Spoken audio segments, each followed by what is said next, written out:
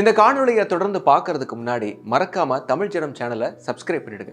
ஒட்டுமொத்த மத்திய ஆசியாவையும் திரும்பி பார்க்க வைக்கும் ஒரு முடிவை எடுத்துள்ளது கஜகிஸ்தான் நாடு. ஆம், சன்னி முஸ்லிம்கள் அதிகம் வாழும் ஆசிய நாடான கஜகிஸ்தான் பெண்கள் பொது இடங்களில் நிகாப் அணிவதை தடை செய்து அறிவித்துள்ளது. ஒரு இஸ்லாமிய நாடு இப்படி ஒரு அறிவிப்பை வெளியிட்டுள்ளது உலக நாடுகள் மத்தியில் பெரும் வரவேற்பை பெற்றுள்ளது.